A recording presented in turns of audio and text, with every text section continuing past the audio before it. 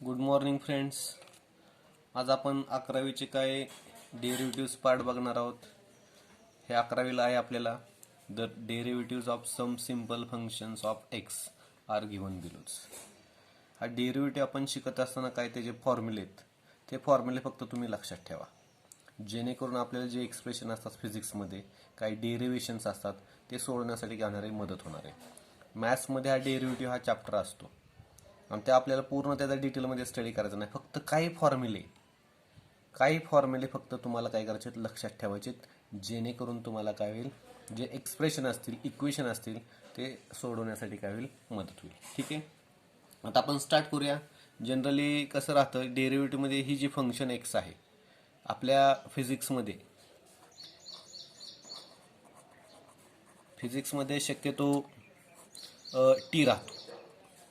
ठीक आहे, तुम्हाला एक्स आणि टीची दोन्ही एक्झाम्पल तुम्हाला काय करणार आहे, सायमल्टेनियसली मी काय करणार आहे समजून सांगणार आहे. तुम्ही व्यवस्थित बघा. आता पहिलं आपण बघूया फॉर्म्युला. पहिला जो फॉर्म्युला आहे बघा, जर डी बाय डी एक्स, ह्याला म्हणतात डी बाय डी एक्स, आणि ह्या एक्सचा जर डेरिव्हेटिव्ह काढायचा, D by D X into X हा जर असेल तर त्याचा डेरिव्हेटिव्ह काय असतो, 1 असतो. म्हणजे D by D X into X काय असणार आहे, 1 असणार आहे. ठीक आहे, आता आपण दुसरा बघूया. समजा असं असेल D by D X into K, आणि हा जो के जो असणार आहे, वेअर के हा काय असणार आहे, कॉन्स्टंट. हा जर के जर कॉन्स्टंट असेल तर नेहमी लक्षात ठेवा, कॉन्स्टंटचा डेरिव्हेटिव्ह हा काय असतो, 0 असतो. कॉन्स्टंटचा डेरिव्हेटिव्ह काय येतो, हा 0 येतो. ठीक आहे, हा पहिला बघा, D by D X X काय असतो, 1 असतो. डी बाय डी एक्स के जर कॉन्स्टंट तर काय असणार आहे, 0 असणार आहे. थर्ड बघूया आपण. हे आपल्याला उपयोगी पडणार आहे डेरिव्हेशनला. हे जे फॉर्म्युले आहेत डेरिव्हेटिव्हचे, आपल्याला जे फिजिक्समध्ये जे आपले काही डेरिव्हेशन्स आहेत त्यासाठी आपल्याला हे उपयोगी पडतात. पुढचं आता आपण बघूया, D by D X into K X. तर असा जर असेल, ह्याचा जर डेरिव्हेटिव्ह काढायचा असेल तर नेहमी लक्षात यायचं, डेरिव्हेटिव्हमध्ये कॉन्स्टंट टर्म नेहमी बाहेर घ्यायची असते. डेरिव्हेटिव्हमध्ये कॉन्स्टंट टर्म आपण बाहेर घेऊया. आता बघा, कॉन्स्टंट टर्म आपण बाहेर घेतली, हा डी बाय डी एक्स आणि एक्स, आणि ह्याचा आत्ताच आपण डेरिव्हेटिव्ह काढला, डी बाय डी एक्सचा काय असतो, 1 असतो. म्हणजे आपल्याला काय मिळेल, ह्याचा पूर्ण डेरिव्हेटिव्ह के इंटू 1, म्हणजेच काय मिळेल आपल्याला, के मिळेल. ठीक आहे, आता पुढे जाऊया आपण. थोडासा आता 4 नंबरचा आपण फॉर्म्युला बघूया. आता 4 नंबरचा असणार आहे तो बघा, डी बाय डी एक्स हा महत्त्वाचा आहे. आणि असं असेल एक्स रेस टू एन असेल तर ह्याचा डेरिव्हेटिव्ह बघा काय असतो फॉर्म्युला, हा जो एन असा लिहायचा आणि X raise to N minus 1 हा त्याचा फॉर्म्युला आहे. ठीक आहे, आता हेच आपण हे फंक्शन जी बघितली होती फंक्शन ऑफ एक्ससाठी, आता फंक्शन ऑफ टीसाठी आपण हाच फॉर्म्युला बघू बा. समजा जर असा असेल डी बाय डी टी, आणि इथं जर टी जर असेल तर त्याचा डेरिव्हेटिव्ह, जसं D by D X X function होती, तशी जर टी जर असेल तर डी बाय टी काय येणार आहे, हा 1 येणार आहे. ठीक आहे, तसंच दुसरा आपण बघू, डी बाय डी टी आणि के. कॉन्स्टंट नोटेशन काय असू शकतं, आणि कॉन्स्टंट के जर कॉन्स्टंट असेल तर कॉन्स्टंटचा डेरिव्हेटिव्ह नेहमी काय लक्षात ठेवायचा, 0. आता थर्ड बघा, D by D T. D आपण टी साठी बघतोय, सुरुवातीला आपण हे एक्स साठी बघितलं होतं, इथं एक्स होता, आता आपण इथं टी साठी बघतो. D by D T into K T असं असेल.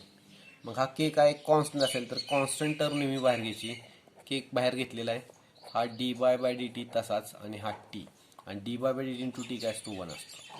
म्हणजे आपल्याला काय मिळेल, के इंटू 1 हा काय मिळेल, के. आणि चौथा जो असणार आहे बघा, D by D T into T raise to N जर असेल तर काय मिळेल आपल्याला, एन.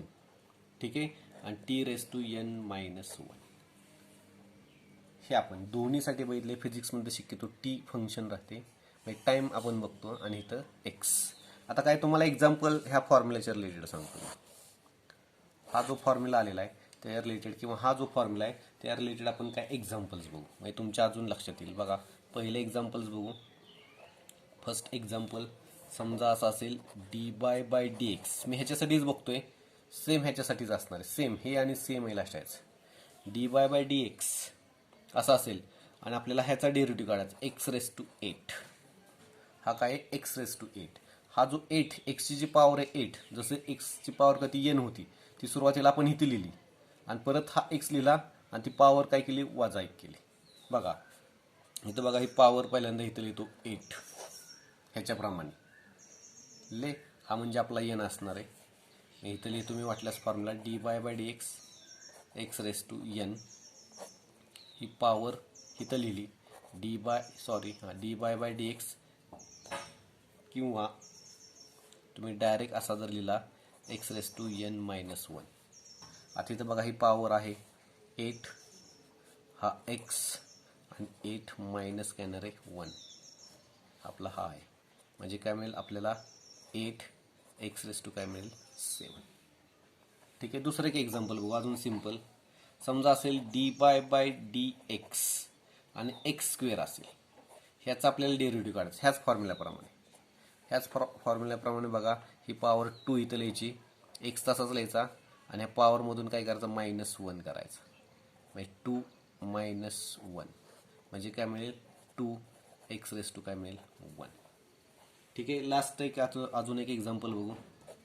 किंवा बघा dy/dx असेल आणि x असेल नुसताच. आपल्याला माहिती आहे dy/dxचा काय असतो 1 असतो. तर पण इथं काही जर नसेल तर आपण समजा इथं पॉवर 1 म्हणूया. मग काय येईल बघा, हा पॉवर आपण ह्या फॉर्म्युल्याप्रमाणे पॉवर इकडे लिहितो 1, हा x आणि 1 - 1 म्हणजे हा 1 तसाच आणि x⁻⁴ काय मिळेल आपल्याला 0. आणि x⁻⁴ पॉवर जर 0 असेल कुठल्या ह्याची तर ती काय ते 1 येते. मग इथं काय मिळेल 1 × 1 आपल्याला काय मिळेल हा 1 मिळेल. हे झाले आपले सिंपल अतिशय महत्त्वाचे आहेत हे आपल्याला वारंवार उपयोगी पडतात. आता दुसरा एक आपल्याला रूल बघायचा आहे, त्याला आपण 5 नंबरचा फॉर्म्युला बघू.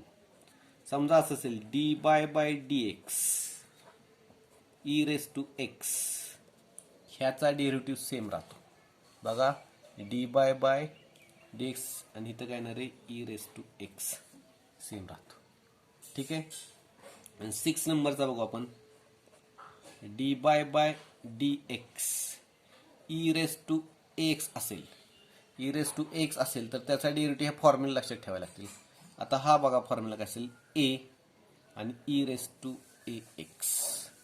हे शक्यतो नाही लागत आपल्याला, पण ह्यातले जे फॉर्म्युले परत एकदा बघा. हा मॅक्झिमम वेळा लागतो, हा मॅक्झिमम वेळा लागतो, हा मॅक्झिमम वेळा लागतो आणि हा मॅक्झिमम वेळा लागतो.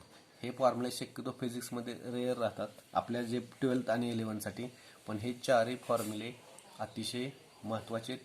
ते तुम्ही व्यवस्थित करा. ठीक आहे.